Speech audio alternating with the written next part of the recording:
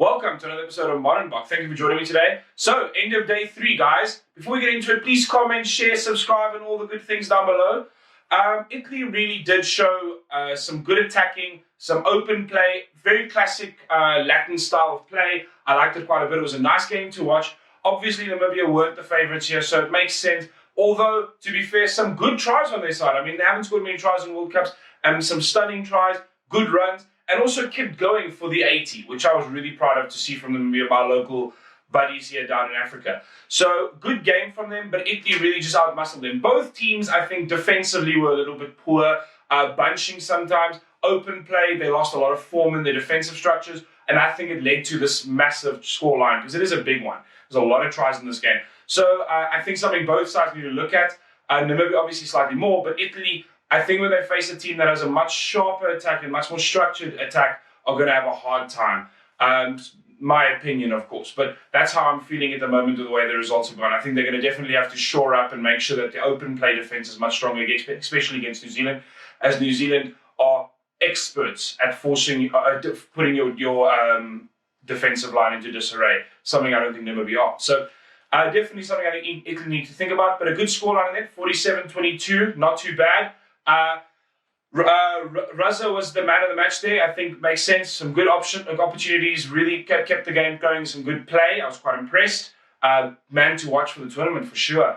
Next we get to the Ireland-Scotland game. I know a lot of Scottish fans are all disappointed and really upset and moaning in every channel's comments and on the internet.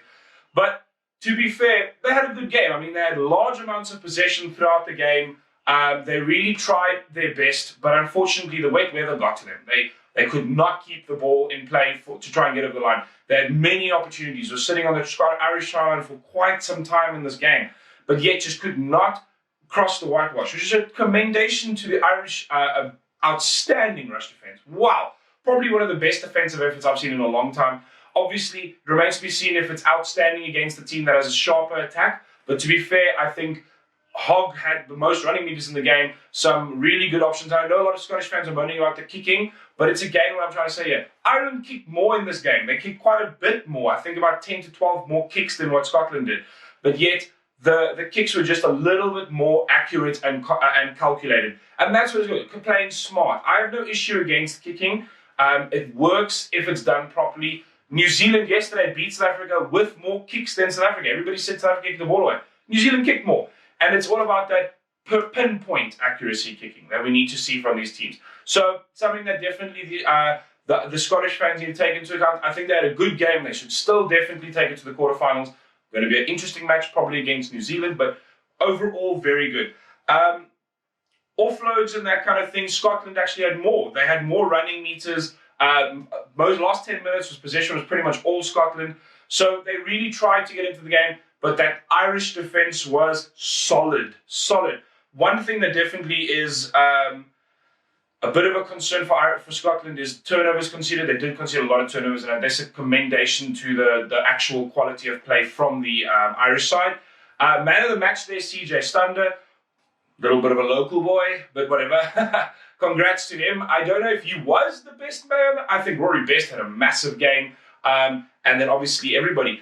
One question mark on everybody's mind in this game definitely is going to be, is Sexton's niggle a real worry? It doesn't sound like it. He still played the game, but I find that I'm worried about that, especially if you want to get more accuracy in kicking, as they left a lot of points in the field kicking-wise, which can cost you in later stages of this tournament. So hopefully he can sort it out, and as Irish fans, I definitely hold thumbs on that, as that could affect your tournament quite badly. On the other Scottish side, strong game. I think there's a lot of points to take from it. Yes, a lot of drops, a lot of unable to finish, white line fever, some would say. Hopefully they can just fix that, and hopefully the weather dries up and they can play their style. It doesn't seem like they're having a lot of fun in this a little bit of wet weather. I was quite surprised with that. But yeah, good game. Let's get into it. Next one, English-Tonga. So England, in my opinion, it was a shocker. I'm going to say, obviously, they won it. It was a good game. Bonus point win, all that, 35-3. But England they just didn't look like they could find their players. So many missed passes to finish off a move. I think they left 4 or 5 tries out there on just poor finishes. In the end here, pass to Johnny May, like literally passed behind him. I mean, that was a golden try. A lot of opportunity there. I find that Owen Farrell tried to do a lot of like fancy moves, and I don't think the English could pull them off. They weren't ready. The team did not look gelled enough. I don't know if they were complacent or what it was, but it wasn't a great performance. It hurt my Super Brew, I'm not going to lie. There are some good things to take it from England. They really closed them down. Their forward pack is dominant. Wow. The Tuolangi brothers are insane. Villapolo's insane. I know Tuolangi obviously for that wing, but could be a forward. It doesn't really matter. Really good performance from him. Tuolangi takes man of the match. Makes sense. What a performance. He really schooled them. But from Tonga's side, I'd really like to say, what an improvement over the last game. Everybody wrote them off, and they really showed some quality attacking rugby, tactical rugby, and a lot of great ball steals. Wow, they stole a ton of ball, and I really question that as an English fan, why the Tongans were able to take a lot of ball. There was a lot of ball steals, especially in the ruck, and you've got to question the English ability to ruck and protect the ball, as it's going to hurt them in bigger games. In the end, the correct result for England, so I'm sure that the fans are happy, but something they definitely need to consider, as it wasn't a dominant performance many were expecting from them.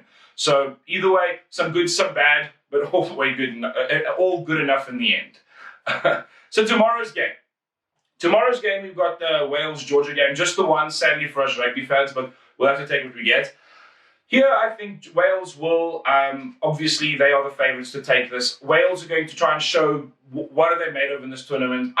In my opinion, though, I've got a feeling it's going to be a similar scoreline to this English-Tonga game, but not because of the fact that they were going to be outclassed, but because of the fact that the Welsh, I've got a feeling as soon as they pull their bonus point try, they will be subbing a bunch of players. I think they're going to be trying to protect as many as possible, as depth has always been an issue for the Irish side, for the Welsh side.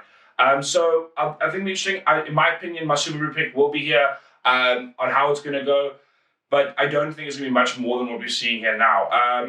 Overall, though, I think the Welsh need to target some open play and some interesting attacks. They don't really have the most sharp attack. They can get a little predictable. They've got strong defense, but at the same time, that's what they're going to do. Because the thing is, the Georgians are going to try and take them physically, and I don't know if the Welsh will be able to match that, but they definitely will be able to match them in skill and also in fitness. So I've got a feeling the Welsh are going to try and play about 50 minutes of fast rugby, tire them out, and then run the scoreline in the last 30. That's where I'm doing. It's a lot of the games have been similarly where your tier 2 nations have outstanding performance until about the 60th minute, but just can't finish it off. And this is where these tier 1 nations are trying to target, where it's fine, hold off, keep the lead, and then just dominate after that. But today's games are great. Tomorrow's games are awesome. I will release a video tomorrow on my opinions there, and then obviously a pool update since most of the teams have played now. But yeah, leave a comment down below. Please share, please like, and let's get into next round. Thanks, guys.